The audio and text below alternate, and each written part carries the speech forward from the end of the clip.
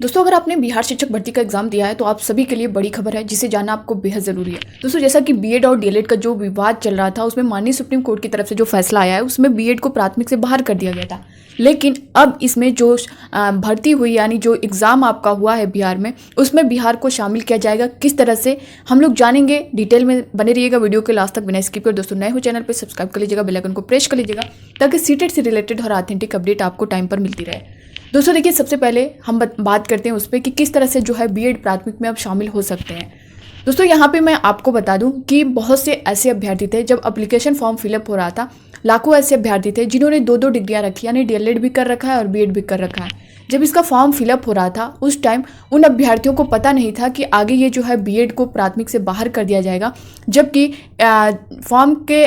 जैसा कि form fill up होने के बाद से जो है सुप्रीम कोर्ट का फैसला आया है कि बीएड को प्राथमिक से बाहर कर दिया गया। उससे पहले ऐसा कुछ नहीं था। तो उस टाइम जो अभ्यर्थी जिन्होंने बीएड भी किया था, डीएलएड भी किया था और उन्होंने अपना फॉर्म जो है बीएड की डिग्री पर जो है अप्लाई किया था, अब ऐसे में वो अभ्यर्थी काफ़ी परेशान थे कि उनके पास डीएलएड की डिग्री होते हुए भी, वो प्राथमिक में शामिल होते हुए भी सिर्फ जो है बीएड का वहाँ पे सर्टिफिकेट लगाने की वजह से वो जो है बाहर हो जाएंगे। तो ऐसे में उन अभ्यर्थियों ने पूरी कोशिश की और यहाँ तक कि बीपीएससी के चेयरमैन तक सारी बातें पहुँची और उन्होंने उस पर डिसीजन लिया है। अब जो है आप अपनी जो भी सर्टिफिकेट आपने लगाया है, जो भी डिग्री लगाई, चाहे आपने बीएड की लगाई है आपका डीएलएड रहते हुए, तो अब आप जो है उसे चेंज कर सकते हैं। उसी से रिलेटेड ये नोटिस है उनके द्वारा जारी की गई, आप लोग अपनी स्क्रीन पर देख पा रहे होंगे क्या क्या आप चेंज कर सकते हैं। बिहार लोक सेवा आयोग, यहाँ पे देख पा रहे होंगे विज्ञापन संख्या, प्राथमिक माध्यमिक एवं उच्च माध्यमिक विद्यालय अध्यापक नियुक्ति प्रतियोगिता परीक्षा के अभ्यर्थियों को सूचित किया जाता है कि वे आयोग के वेबसाइट www.onlinebpsc.bihar.government.in पर जाकर अपने डैशबोर्ड में लॉगिन करने के उपरांत ऑनलाइन आवेदन के निम्नलिखित प्रविष्टियों जन्मतिथि, दिव्यांगता की प्रकृति, आरक्षण कोटि, जाति, पता एवं शैक्षणिक प्रशैक्षणिक योग्यता को दिनांक 1 सितंबर 2023 से 3 सितंबर 2023 तक अचूक रूप से अपलोड किए गए दस्तावेजों से मिलान करते हुए त्रुटि निराकरण करना सुनिश्चित करेंगे। आप देख पा रहे होंगे यहाँ पे क्या क्या दिया गया है।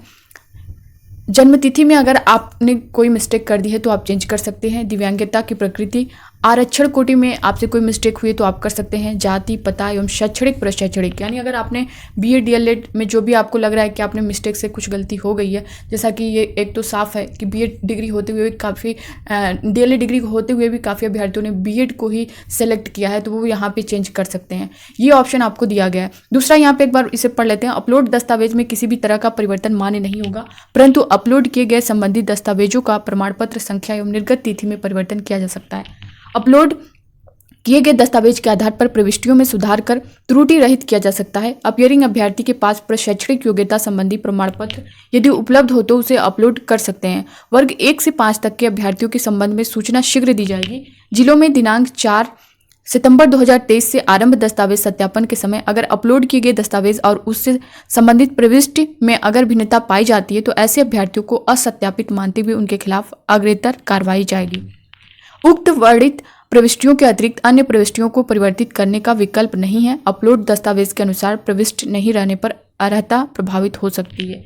तो यहाँ पे आप देख पा रहे बिहार लोक सेवा आयोग पटना, यानी आप जो है ये सारा कुछ जो बताया गया है, डेट ऑफ बर्थ है, आपकी जो योग्यता है इससे रिलेटेड, जो आरक्षण से रिलेटेड है, दोस्तों यहाँ पे कुछ भी फेक नहीं चलेगा। आपका जो कुछ भी है वही करना है, क्योंकि उनके द्वारा साफ साफ कहा गया है कि अगर जो है जांच होती है उसके बाद ऐसा कुछ पाया जाता है तो उनको जो है रिजेक्ट किया जा सकता है। ये सारी चीज़ें उनकी तरफ से बता दी गई। तो जो कुछ भी आपको लग रहा है, जो मिस्टेक हुई है या जो गलती से या जानबूझकर आरक्षण से रिलेटेड कोई आपने कुछ किया है, तो आप लोग जो है उसे करेक्ट कर सकते हैं। करेक्ट करने का टाइम दिया गया है 1 से 3 तक आप कर सकते हैं।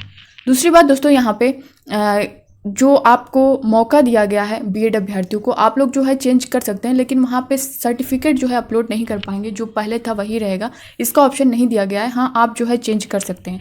दूसरा, जैसे आरक्षण में जो गलती हुई है, जो अभ्यर्थी जैसे बीसी हों, उन्होंने गलती से एसटी कर दिया हो, या इस तरह से कोई भी गलती हुई है आरक्षण में किसी से भी, तो आप लोग इसको करेक्ट कर सकते हैं। क्योंकि इससे रिलेटेड अगर कोई भी, इन्होंने एग्जांपल दिया, मैं एक एग्जांपल बता रही हूँ, बाकी आपसे कोई भी आरक्षण में गलती हुई हो तो आप लोग कर सकते हैं। क्योंकि इसका आगे जो कुछ भी होगा तो वो आपके ऊपर सब कुछ डिपेंड करेगा, और सब कुछ जो है उसकी वजह से आपके रिजल्ट क्या, आपका सिलेक्शन पे उसका प्रभाव पड़ेगा। दूसरा दोस्तों यहाँ पे डेट ऑफ बर्थ जो है आप चेंज कर सकते हैं। क्वालिफिकेशन से रिलेटेड जो सब कुछ मैंने बता ही दिया है। और दोस्तों यहाँ पे सर्टिफिकेट का भी ऑप्शन दिया गया है, यानी जो आपने जब फॉर्म फिलअप किया था तो अपीयरिंग में जैसे सीटेट अपीयरिंग जिनका है काफ़ी अभ्यर्थियों का, डीएलएड बीएड अपीयरिंग है, तो जिनका रिजल्ट आ चुका होगा वो लोग अपना सर्टिफिकेट वहाँ पे दे सकते हैं। इसका भी ऑप्शन दिया गया है, आप उसे करेक्ट कर सकते हैं। दूसरी बात दोस्तों यहाँ पे काफ़ी अभ्यर्थियों कमेंट आ रहे थे कि मैम क्या जो है बिहार शिक्षक भर्ती से बीएड को बाहर कर दिया गया है। तो दोस्तों देखिए अभी छत्तीसगढ़ में जो फैसला आया हुआ है उसमें यही है कि छत्तीसगढ़ के बीएड अभ्यर्थियों को वहाँ की भर्ती से बाहर नहीं किया गया है। हाँ, उनके रिजल्ट पर रोक लगाया गया है और डीएलएड के जो रिजल्ट थे उन्हें जारी किया गया है। इसी तरह बीपीएससी के चेयरमैन का भी कहना है कि यहाँ के रिजल्ट के लिए जैसा कि मामला अभी चल ही रहा है तो बीएड को ऐसा नहीं है कि बाहर कर दिया जाएगा, ऐसा कहीं भी उन्होंने कुछ नहीं कहा है। हाँ, उनके रिजल्ट पर रोक लगा दिया जाएगा और डीएलएड के जो रिजल्ट हैं उनको जारी कर दिया जाएगा। तो ये थी इससे रिलेटेड पूरी जानकारी। बाकी दोस्तों अब आपके मन में जो भी डाउट हो आप लोग कमेंट बॉक्स में कमेंट करके बता सकते हैं। नए चैनल पर सब्सक्राइब कर लीजिएगा, बेल आइकन को प्रेस कर लीजिएगा ताकि इसी तरह की ऑथेंटिक अपडेट आपको टाइम पर मिलती रहे। और वीडियो जरा भी हेल्पफुल लगी हो तो इसे ज़्यादा से ज़्यादा शेयर करिएगा ताकि हर अभ्यर्थी तक पहुँच सके। Thank you.